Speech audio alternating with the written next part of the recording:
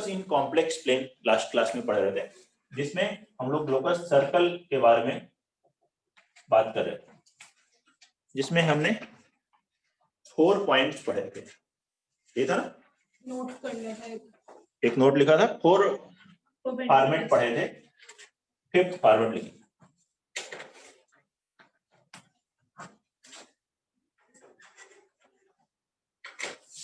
PA square plus PB square is equal to AB square, where A and B are fixed point, are fixed, and P is variable point. Then locus of P का locus क्या हो? Locus of P will be circle, एक circle होगा।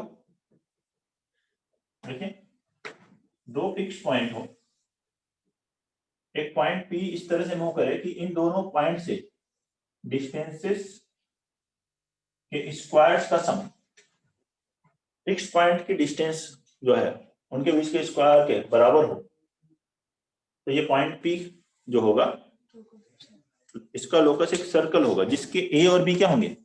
Diametric and होंगे। Diametric and होंगे तो ये angle हमेशा 90 डिग्री बनेगा, कहीं पे भी हो। तो इसमें PA square plus PB square हमेशा हाइपोटेनस स्क्वायर AB स्क्वायर के बराबर आएगा। बताइए, PA square plus PB square will be equal to AB square. ये लिखा, कोई भी डाउट है किसी को तो बोलिए। ये पॉइंट P Z, ये Z1 Z, ठीक है। तो इस तरह से लिखा, mod Z minus Z1 square plus mod Z minus Z2 square is equal to modulus Z1 minus Z2 square. Then locus of Z is circle with Z1 and Z2 as diametric end, जिसके diametric and points हैं Z1 और Z2।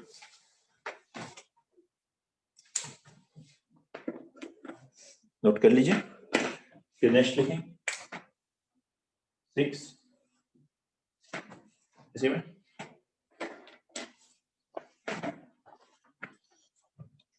Diametric and Z1 Z2 हो तो एक और भी तरीके से लिख सकते हैं। इसका आर्गुमेंट कितना हुआ? पाई, तो argument of Z minus Z1 upon Z minus Z2 क्या हो? पाई/2। तो देखिए, डिनोमिनेटर वाली साइड से न्यूमरेटर की साइड करते हैं ना रोटेशन में, तो डिनोमिनेटर वाली साइड से न्यूमरेटर की साइड में जाओगे तो ये क्या हो गया? क्लॉकवाइज। इधर आओगे तो एंटी क्लॉकवाइज मिलेगा। इस हाफ पार्ट ऑफ सर्कल पे आएगा तब तो प्लस पाई/2 होगा, और इधर आएगा तो माइनस पाई/2। केवल प्लस पाई/2 लिखा है तो सेमी सर्कल मिलेगा, माइनस पाई/2 लिखा है तो भी सेमी सर्कल मिलेगा, प्लस माइनस पाई/2 है तो कंप्लीट सर्कल हो जाएगा। तो ऐसे दिया हो। Then locus of Z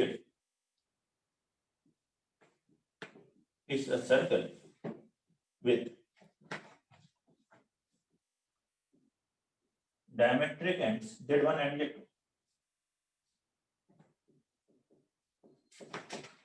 note करिए, ये 6 वाला पॉइंट इंपॉर्टेंट है।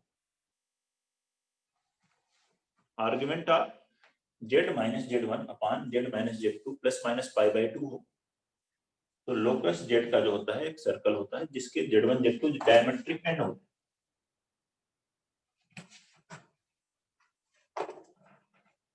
आपको पहले बताया था कौन सा पॉइंट इंपॉर्टेंट है, तो फिफ्थ इतना इंपॉर्टेंट नहीं है, मतलब जिसपे क्वेश्चंस नहीं दिखाई दिए हैं, लेकिन फॉर्मेट आप गो थ्रू कर सकते हैं एक बार, फिर भी इंपॉर्टेंट से भी काम आपका हो जाएगा मैक्सिमम मार्क।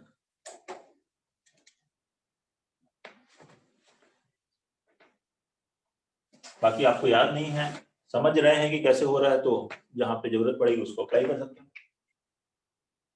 देखिए, इसी से बनाया जा रहा है, किस कॉम्प्लेक्स नंबर का आर्गुमेंट प्लस या माइनस पाई/2 होता है? ऐसा कौन सा कॉम्प्लेक्स नंबर होता है जिसका आर्गुमेंट प्लस या माइनस पाई/2? प्लस पाई बाई टू किसका होगा? जो वाई एक्सिस पे प्लस वाई एक्सिस पे होगा, माइनस वाई एक्सिस पे होगा उसका। तो जो प्लस या माइनस वाई एक्सिस पर होंगे वो कैसे कॉम्प्लेक्स नंबर होंगे? वो प्योरली इमेजिनरी नंबर होंगे। तो ये जो कॉम्प्लेक्स नंबर होगा ये प्योरली इमेजिनरी होना चाहिए। अगर Z1 Z2 डायमेट्रिक एंड है तो ये जो कॉम्प्लेक्स नंबर है ये प्योरली इमेजिनरी कॉम्प्लेक्स नंबर्स का आर्गुमेंट अगर कॉन्जुगेट लें, एक कॉम्प्लेक्स नंबर प्योरली इमेजिनरी हो तो उसका जो कॉन्जुगेट होता है उस कॉम्प्लेक्स नंबर के माइनस टाइम्स के बराबर होता है। If z is purely imaginary तो z बार क्या होगा? माइनस टाइम्स z, तो इसका माइनस टाइम्स आ जाएगा इसका कॉन्जुगेट। अब इसको क्रॉस मल्टीप्लाई कर लीजिए, इसको इधर मल्टीप्लाई करिए इसे इधर और एक तरफ ला करके लिख दीजिए, ये बन गया z minus z1 into z bar minus z2 bar plus z bar minus z1 bar into z minus z2 is equal to 0। ये जो इक्वेशन है this is equation of circle in diametric form. Equation of circle in diametric form in complex number.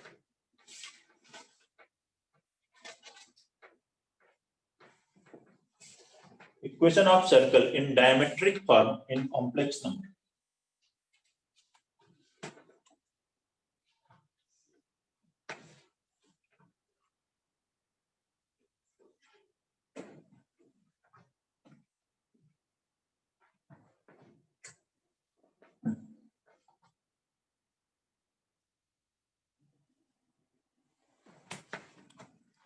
कोई doubt? Next and last format है circle में, एक argument of z minus z1 upon z minus z2 is equal to alpha लिखा। देखिए ये same है, पाई by 2 लिखा हो तो semi circle, minus pi by 2 लिखा हो तो तब भी सेमी सर्कल, दोनों लिखा है तो कंप्लीट सर्कल है। अभी अल्फा लिखा है तो सर्कल का एक पार्ट है जहां देखिए z1 z2 एक कॉर्ड के एंड पॉइंट अगर हो और यहाँ पे अगर कोई पॉइंट P है, ये एंगल अल्फा अगर बन रहा है तो अगर एक पॉइंट P मूव करते हुए इधर आ जा रहा है तो भी एंगल क्या होगा? अल्फा ही होगा। तो इस सेगमेंट में कहीं पर भी मूव करे ये एंगल हमेशा अल्फा ही रहेगा। इधर आएगा तो पाई माइनस अल्फा, और डायरेक्शन भी देखनी पड़ेगी पॉजिटिव या नेगेटिव उसके अकॉर्डिंग। तो हम ये कह सकते हैं कंप्लीट सर्कल नहीं होगा, पार्ट ऑफ सर्कल है, ठीक है, और एन आर्क ऑफ सर्कल कह सकते हैं। देन सर सेगमेंट कह सकते हैं। सेगमेंट वर्ड कहाँ यूज करते हैं? Major segment, minor segment. Segment के साथ कार्ड भी लेंगे क्या? नहीं सर, कार्ड तो नहीं होती, सिर्फ केवल बाउंड्री होती है। केवल ये बाउंड्री है तो कर सकते हैं। Then locus of Z is an arc of circle.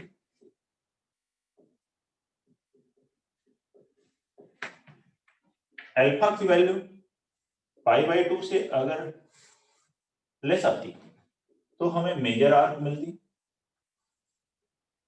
और सेमी सर्कल से बड़ी होगी arc, and alpha pi by 2 से बड़ा हो तो हमें माइनर आर्क मिलती। ठीक, नोट कर लीजिए। तो ये हमने देखा डिफरेंट केसेस में कि सर्कल कब रिप्रेजेंट होगा। एट्थ भी इंपॉर्टेंट है, वैसे सबसे इंपॉर्टेंट फॉर्मेट सबसे फर्स्ट फॉर्मेट सर्कल, ठीक है, मोस्ट इंपॉर्टेंट जिसपे सबसे ज्यादा क्वेश्चन दिखते हैं। बाकी मैं साथ में स्टार वहां लगा दे रहा हूं, 1 2 3 स्टार लगा दे रहे हैं जिससे कि वो चमक जाए थोड़े से वो पॉइंट आपको, और जो इतने इंपॉर्टेंट नहीं है या फिर कभी भी जेई मेंस या एडवांस में नहीं आए तो उन पे कोई स्टार्स नहीं लगाए जा रहे। जो पहले आ चुके हैं क्वेश्चन जिस फॉर्मेट पर, आप कभी भी एडवांस का पेपर देख लो किसी भी साल का, जेईई एडवांस का, तो मोर देन 80-90% क्वेश्चंस वही फॉर्मेट आते हैं जो पहले आ चुके हैं। नया कॉन्सेप्ट नहीं आता, कॉन्सेप्ट पुराना ही होता है, क्वेश्चन नया होता है, मिक्स होते हैं कॉन्सेप्ट, लेकिन वो सारे कॉन्सेप्ट पहले आ चुके हैं। और मेंस में वही और ज्यादा इंक्रीज हो जाएगा, 95% से भी ज्यादा क्वेश्चंस, कभी 1-2 क्वेश्चंस हो सकते हैं कि उस फॉर्मेट पे नहीं पूछे गए हैं पहले कभी भी, नहीं तो इतने क्वेश्चंस होते हैं जो कि ऑलरेडी पहले आ चुके हैं। और इतने % नंबर लेके आने का मतलब, ठीक है, अब मैं क्या बोलूं, फिर वही बात हो जाएगी। हाँ, इतने नंबर आ जाएंगे तो फरीदाबाद का नाम पूरे इंडिया में, हाँ, पेपर्स में आ जाएगा। हाँ, देखिए इलिप्स, अगला देखते हैं, स्टार्स लग जाएंगे फरीदाबाद के ऊपर। फर्स्ट वाला था सर्कल, हमने पढ़ा। अब सेकंड में बता रहा हूं आपको, इलिप्स पहले, फिर हाइपरबोला, फिर पैराबोला, फिर स्ट्रेट लाइन। ठीक है, ऑर्डरिंग चेंज कर रहे हैं यहाँ पर, लेकिन कोई फर्क नहीं पड़ता से। इलिप्स में एक डेफिनेशन, बाकी कोऑर्डिनेट ज्योमेट्री में जो इलिप्स है वो आपको अलग से बताएंगे। डेफिनेशन लिखिए इसकी, it is locus of a point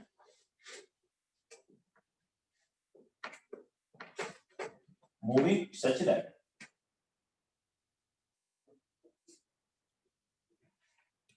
sum of its distances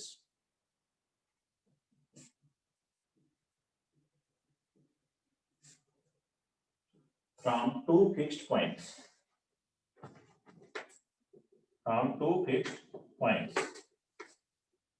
is always constant. दो फिक्स पॉइंट से जो डिस्टेंसेस है उसका सम हमेशा कांस्टेंट।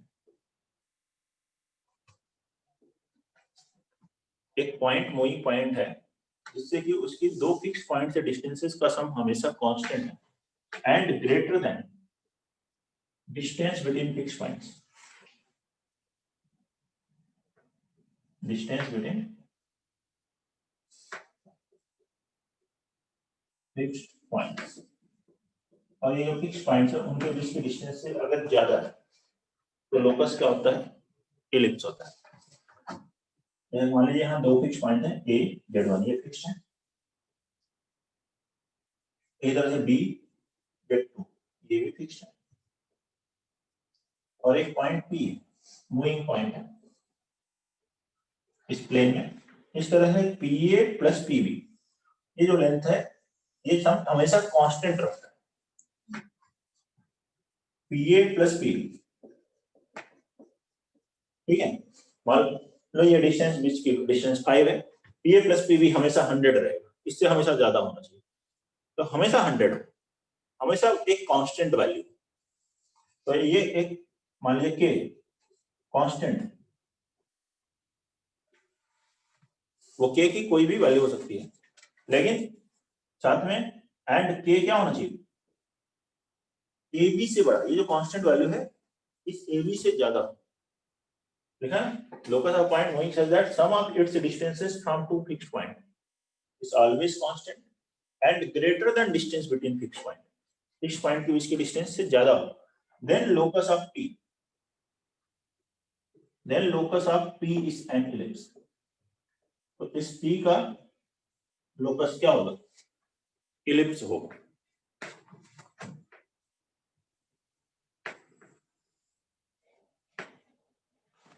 इस P का लोकस इलिप्स आ जाएगा, इलिप्स ऐसे दिखाई देगा, सिमेट्री और आप बना सकते हैं। ठीक है, आप ये ड्राइंग मुझसे काफी अच्छी है तो आप वो थोड़ी अच्छी बना लेंगे।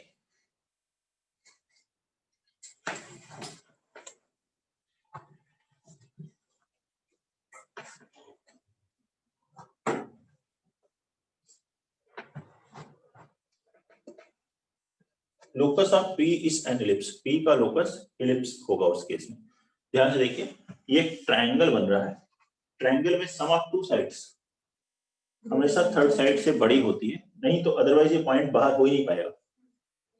एक ट्रायंगल बनेगा तभी तो पॉइंट इलिप्स पे कहीं पे भी लो, ये ट्रायंगल बन रहा है, तो ट्रायंगल बन रहा है तो दो साइड का सम थर्ड साइड से बड़ा होगा ही होगा, अदरवाइज इलिप्स बन ही नहीं सकता। ठीक है, तो ये लिखा हुआ है, यही इलिप्स है। इलिप्स में और भी वर्ड आते हैं, फोकस वर्ड आता है, इसेंट्रिसिटी वर्ड आता है, उनकी बात हम लोग इलिप्स टॉपिक में कर लेंगे, अब इसे नहीं तो फिर ज्यादा वर्ड सुन करके इन्होंने कोनिक नहीं पढ़ा हो, कहीं भी स्कूल में भी नहीं हुआ हो तो कंफ्यूज होंगे, तो अभी रहने देते हैं उन वर्ड्स को, लोकस इलिप्स होगा। कोई प्रॉब्लम?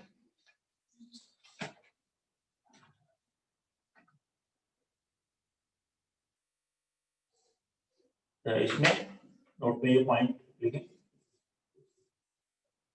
के ए बी से बड़ा है तब तो इलिप्स होगा, लेकिन if K is equal to A B हो जाए तो क्या है, that is P A plus P B बराबर ए बी हो जाए, P A plus P B बराबर ए बी हो जाए, ये ए बी से बड़ा है तो इलिप्स है, लेकिन अगर ए बी के इक्वल है तो ये ए ये बी फाइन, ये अब यहाँ अगर इस लाइन को छोड़ के कहीं भी होगा तो एक ट्रायंगल जरूर बनेगा, और ट्रायंगल बनेगा तो sum of two sides third side से बड़ी होगी, तो मतलब यहाँ पे कहीं नहीं हो सकता पॉइंट बी, इधर नहीं हो सकता, इधर नहीं हो सकता। अब लाइन के ऊपर बात करें, अगर यहाँ पे हुआ पॉइंट बी तो तब भी P A plus P B A B से ज्यादा आएगा, इधर हुआ तो तब भी पी ए बी से ज्यादा हो गया, तो P A plus P B A B से ज्यादा ही होगा, इधर भी नहीं होगा। अब यहाँ देखिए, ये ए और बी है, इधर ले लिया पी ए और बी के बीच में, तो P A plus P B कितना हुआ, ए बी हुआ, पी यहाँ है तब भी P A plus P B A B है, तो पी जो होगा ए से बी के बीच में कहीं भी आ सकता है, तो उसे क्या कहेंगे, locus of P will be line segment joining A and B, then locus of P will be line segment joining points A and B. Second, ये कब है, जब K A B के बराबर है, P A plus P B बराबर A B, if K is less than A B, अगर K A B से छोटा हो, A B से बड़ा हो तो ये A B के बराबर किया जाएगा, K A B से छोटा कहाँ होगा, इस लाइन के अगर बाहर चलते हो तो बड़ा होगा, इधर आए तब भी बड़ा, कहीं भी हो, इसके बीच में हुआ तो बराबर होगा, इधर है तो बड़ा होगा, इधर होगा तो बड़ा होगा, तो छोटा कहाँ होगा, कहीं नहीं होगा, मतलब ऐसा नहीं हो सकता, then no such point exist, मतलब नो लोकस, ऐसा कोई लोकस नहीं होगा।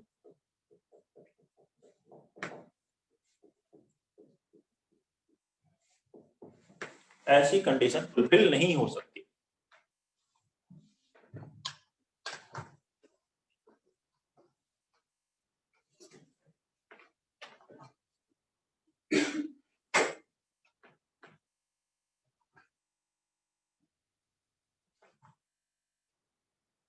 बस यही था इसमें। नेक्स्ट पढ़ेंगे हम लोग हाइपरबोला, इंपॉर्टेंट है ये इलिप्स जो अभी हमने पढ़ा,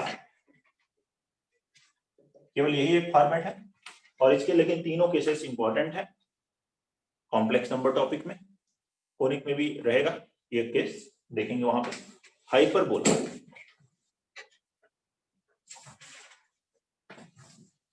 इलिप्स और हाइपरबोला में इलिप्स ज्यादा इंपॉर्टेंट है, मतलब उस पे क्वेश्चन ज्यादा आए हैं कंपेयर टू हाइपरबोला, लेकिन फॉर्मेट सिमिलर है तो इन दोनों पे ही आ सकते हैं question.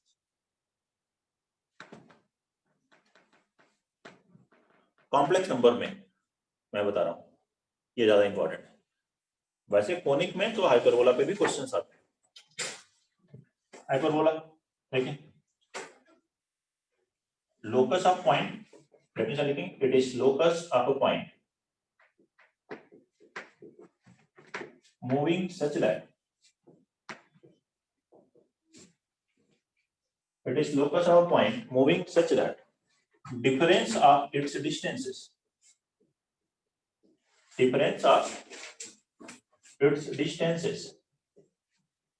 from two fixed points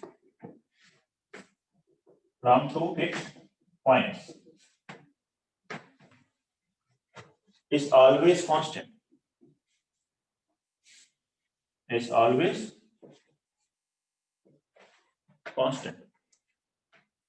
ये एक पॉइंट का लोकस है, वहां पे पहले इलिप्स में क्या था, सम ऑफ इट्स डिस्टेंसेस, तो सिमिलर टाइप से difference of its distances from two fixed point is always constant, and वहां क्या था, greater than distance between fixed point, यहां होता है and less than distance between fixed point,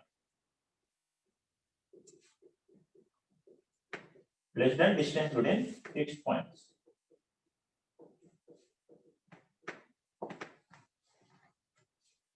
एक point का लोकस है वो इस तरह से मूव करता है कि दो फिक्स पॉइंट से डिस्टेंसेस का जो डिफरेंस है वो हमेशा कांस्टेंट है,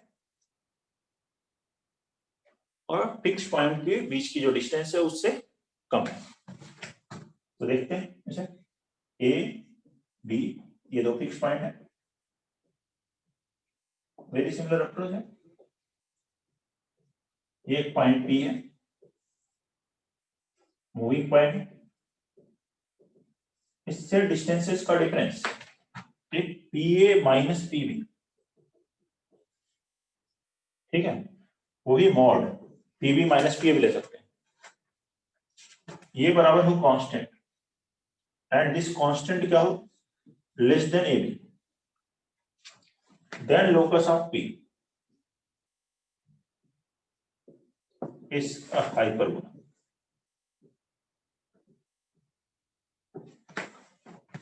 तो P का लोकस हाइपरबोला होता है, ठीक है।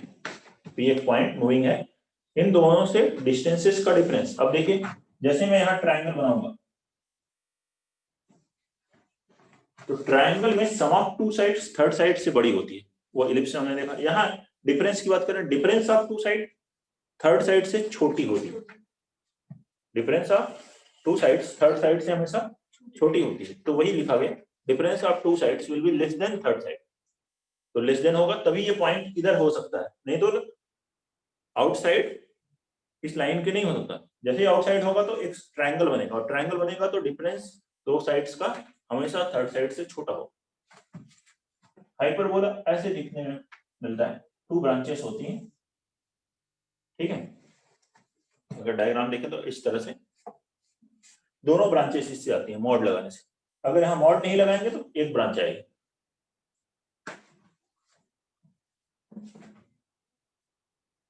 इसमें भी उसी तरह से पॉइंट देख सकते हैं।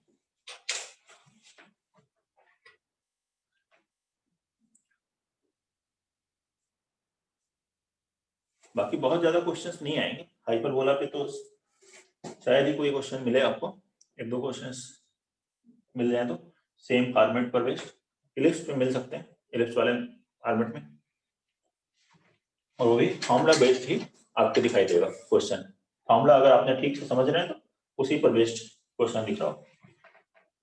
जैसे नोट में यहाँ पॉइंट पढ़ा था, if k is equal to ab हो जाए तो क्या होगा, देन लोकस ऑफ p, मतलब मॉडुलस pa माइनस pb बराबर ab होगा। ये दो फिक्स पॉइंट थे a और b, फिक्स थे,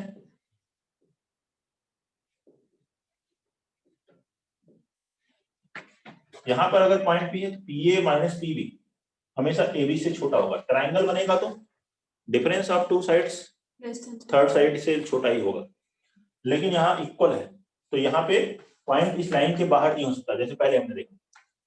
यहाँ पे अगर बीच में होगा तो pa माइनस pb ab से छोटा होगा, लेकिन यहाँ पे अगर p है तो अब देखो pa माइनस pb कितना हुआ, माइनस ab का मॉड तो ab हो गया, इधर पॉइंट p होगा तो pa माइनस pb कितना हुआ, ab आ गया। तो इस a और b के बीच में जो लाइन सेगमेंट है इसको अगर आप छोड़ दें, p इस तरफ ले लें और इस तरफ ले लें, ये पूरी लाइन आएगी except line segment A B को छोड़कर ये कंप्लीट लाइन है, line joining A and B, A के पहले और बी के बाद। सर अगर पी को ए की जगह ले लेते तो पी को ए की जगह तब भी आ जाएगा, देखो P A 0 P B A B, points consider होंगे ना, हाँ पॉइंट ए और बी भी ले सकते हैं। Then locus of P will be line joining A B except line segment A B. इसमें क्या था, लाइन सेगमेंट आया था, इसके पहले इसके बाद वाला पार्ट नहीं आया, इसमें इसके उसका अपोजिट आ रहा है, ये लाइन सेगमेंट को छोड़ करके रिमेनिंग पार्ट आ रहा है। And next if K greater than A B, ये जो कांस्टेंट है P A minus P B का मॉड ए बी से बड़ा हो तो ऐसा कोई पॉइंट एग्जिस्ट नहीं करता, जैसे इसमें था सेम, क्योंकि अगर यहाँ पॉइंट होगा तो ट्रायंगल बनेगा तो difference of two sides third side से छोटी होगी, बड़ी नहीं हो सकती कभी भी। यहाँ होगा पॉइंट इनके बीच में तब भी छोटा होगा, इधर हुआ तो बराबर होगा, तो ग्रेटर देन ए बी कहीं नहीं आ रहा, तो no such point exist, no locus. Note कर ली।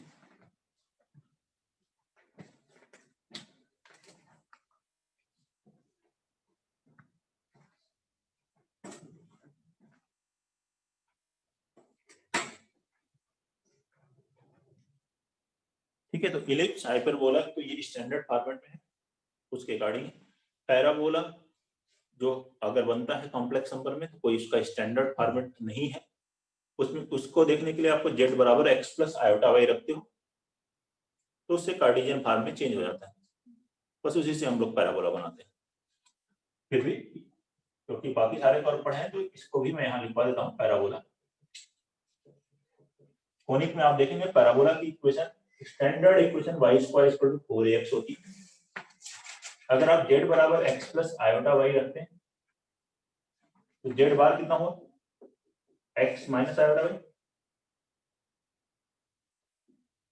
z प्लस z बार कितना होगा 2x, तो x के प्लेस पे क्या लिख सकते हो z plus z bar by 2 and y के प्लेस पे इसी तरह सब्ट्रैक्ट कर दो z minus z bar upon 2i, यही वैल्यू रख दो x और y के प्लेस पे, ये बन जाता है z minus z bar upon 2 iota का whole square is equal to 4a into z plus z bar by 2,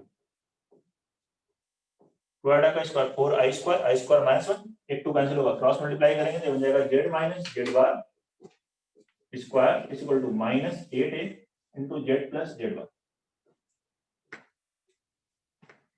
ये पैराबोला की इक्वेशन इसी से बनाई, और कोई फॉर्मेट है और पैराबोला आ रहा है तो आपको क्या करना है, सिंपली z बराबर x प्लस आई वाई रखिए, सिंप्लीफाई कीजिए, उससे आ जाएगा। अगेन इन पर क्वेश्चंस कम मिलेंगे आपको और हम लोग क्वेश्चंस करके देखेंगे कौन कौन से फॉर्मेट है, और पैराबोला की प्रॉपर्टीज भी पैराबोला टॉपिक हम लोग डिटेल में पढ़ेंगे, कॉम्प्लेक्स के बाद पैराबोला फिर इलिप्स हाइपरबोला। ठीक है, 11th में ये टॉपिक हम लोग लेंगे डिटेल्स में, कॉम्प्लेक्स फिर parabola ellipse hyperbola.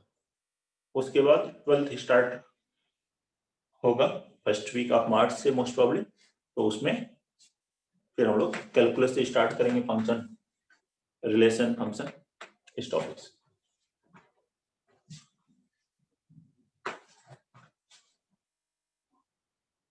Next and last locus क्या है, straight line.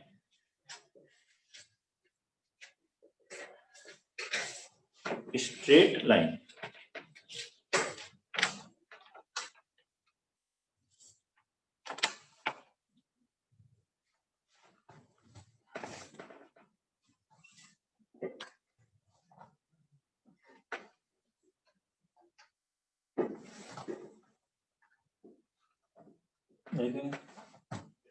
First equation of straight line,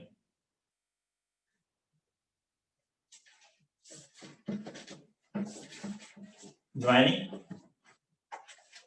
any two points A Z one and B Z, actually ये सब कॉम्प्लेक्स नंबर्स कोनिक 11th में एनसीईआरटी में दिए हुए हैं, लेकिन आपको कोटा की बात बताएं अगर कि बंसल क्लासेस में हम लोग किस ऑर्डर में पढ़ाते थे, तो कॉम्प्लेक्स नंबर 12th में भी लगभग लास्ट टॉपिक पढ़ाते थे। ठीक है, ये लास्ट होता था, सेकेंड लास्ट था कोनिक सेक्शन। ठीक है, तो लास्ट में आता था ये टॉपिक, और उसके बाद पढ़ते थे जो आप लोग को पढ़ाया मैंने, मैथमेटिकल इंडक्शन, रीजनिंग वगैरह, रीजनिंग, स्टैटिस्टिक्स।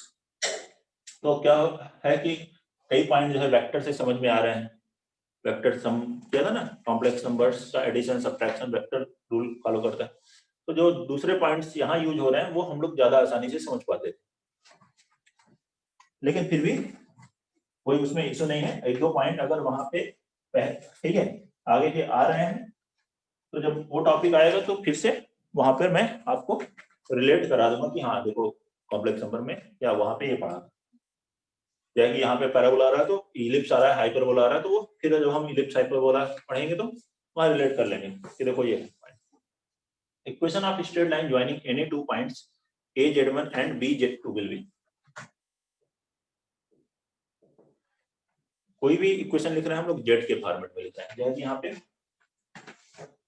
अगर A Z one B Z two, ये पॉइंट पी जेड है जिसका लोकस ये स्ट्रेट लाइन लाइन पे मूव कर रहा है, तो लोकस स्ट्रेट लाइन। ठीक है, तो इसकी इक्वेशन होती है जेड बराबर Z one plus lambda times Z two minus Z one, where lambda is real number। देखिए ये z माइनस जेड वन है, ठीक है, और ये क्या है Z two minus Z one, ठीक है, तो ये इसका लैम्डा टाइम्स ही होगा, मतलब हो सकता है इसी के बराबर हो, तो ये पॉइंट आ जाए, 2 टाइम्स हो तो कहीं और चला जाएगा, 3 टाइम्स कोई और आ जाएगा 1.5 टाइम्स, तो ये lambda times Z minus Z one equal to Z two minus Z one into lambda times, जहां लैम्डा क्या है रियल नंबर, नेगेटिव पॉजिटिव कुछ भी हो सकता है, लैम्डा की अलग अलग वैल्यू लेंगे तो इसी पर अलग अलग पॉइंट आ जाएंगे। ये है इक्वेशन। इसी से दूसरी इक्वेशन बनी जेड वन को लिखा है Z minus Z one upon Z two minus Z one, कितना होगा लैम्डा, लैम्डा क्या है रियल नंबर, और कोई नंबर अगर रियल है प्योरली रियल है तो उसका कॉन्जुगेट उसी के बराबर होता है, तो इससे हम ये लिख सकते हैं Z minus Z one upon Z two minus Z one is equal to Z bar minus Z one bar upon Z two bar minus Z one bar. इसी इक्वेशन को आप डिटरमिनेंट के फॉर्मेट में भी लिख सकते हैं, इसे ऐसे लिख सकते हैं Z Z bar one Z one bar one Z two bar one, expand करेंगे इसी फॉर्मेट में आ जाएगा।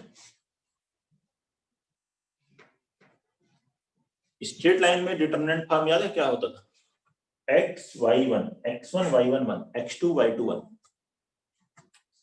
ठीक है, तो उसी तरह से यहाँ एक डिटरमिनेंट फॉर्म है लाइन की इक्वेशन का। अब बात करें कितने इंपॉर्टेंट है फॉर्मेट, एक बार जेई में आया है क्वेश्चन एडवांस में कि which of this following represents straight line, कौन सी स्ट्रेट लाइन की इक्वेशन है, सीधा फॉर्मेट दे दो, सीधे फॉर्मेट ही दिए थे ऑप्शंस में। आपको जेई एडवांस में अगर यहाँ पर हो तो जो मैं आपको बता देता हूँ कौन सा क्वेश्चन था, जेई एडवांस में मोर देन वन करेक्ट में ये था,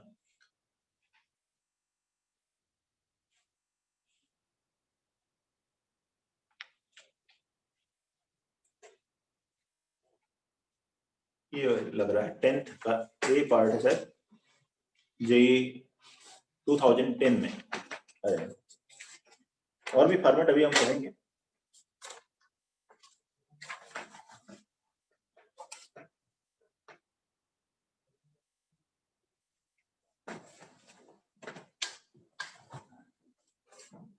जेई एडवांस 2010,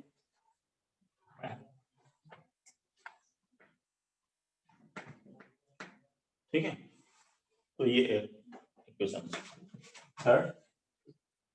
बाकी देखिए सब कुछ याद नहीं करना है, क्वेश्चन के अकॉर्डिंग हम देखेंगे, समझेंगे और बनाएंगे उसको, कुछ थोड़े बहुत चेंजेस भी करने पड़ सकते हैं। थर्ड वन देखिए, इसमें थर्ड फॉर्मूला इसी से लिखेंगे।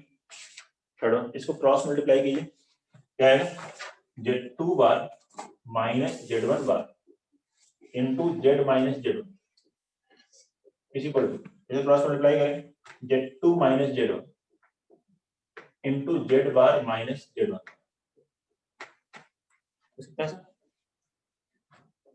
फर्दर मल्टीप्लाई कीजिए, Z जब दोनों में मल्टीप्लाई होगा तो ये हो जाएगा Z2 bar minus Z1 bar into Z लिख लीजिए। इसको दोनों में अलग अलग मल्टीप्लाई कीजिए, पहले वाला आएगा Z1 Z2 बार और दूसरा आएगा minus minus plus Z1 Z1 बार। ऐसे इसको कीजिए, Z बार को Z2 minus Z1 into Z बार को मल्टीप्लाई करके पहले वाले में Z2 Z1 बार प्लस Z1 Z1 बार, ये Z1 Z1 बार कैंसिल हो जाएगा।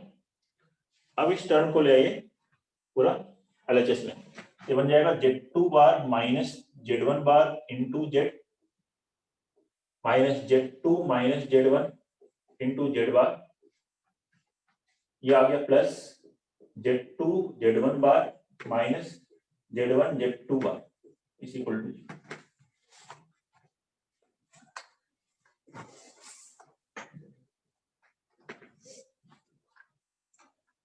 देखिए ये अगर कॉम्प्लेक्स नंबर Z है तो ये इसका कॉन्जुगेट है, Z1 बार का कॉन्जुगेट Z1, Z2 का Z2 बार। Z माइनस Z बार क्या होता है, Z माइनस Z बार लिखा तो क्या लिखते हो, 2 iota into imaginary part of Z, ऐसे इसको लिखना 2 iota into imaginary part of Z2 Z1 bar. Imaginary part भी रियल है, रियल पार्ट भी रियल है, आयोटा इमेजिनरी। अच्छा इसमें I से मल्टीप्लाई कर दे तो ये बन जाएगा I Z2 minus Z1, Z2 bar minus Z1 bar Z minus iota Z2 minus Z1 Z bar, और ये हो जाएगा minus 2 I square minus imaginary part of Z2 Z1 bar is equal to 0। ये एक रियल नंबर है। इस complex number को A अगर लिखें तो ये क्या है,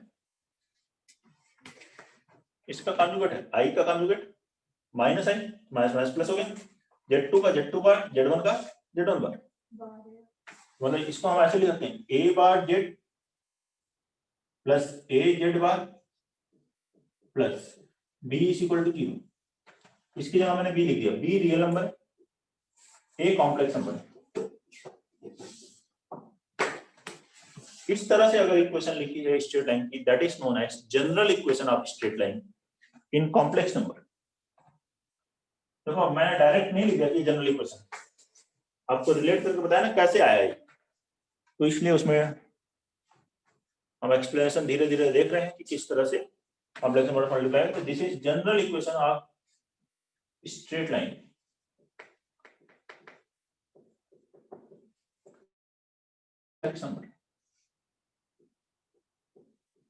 नोट कर लीजिए, देखिए कोई भी प्रॉब्लम है इसमें, कोई डाउट है किसी को बताएं, नोट करें।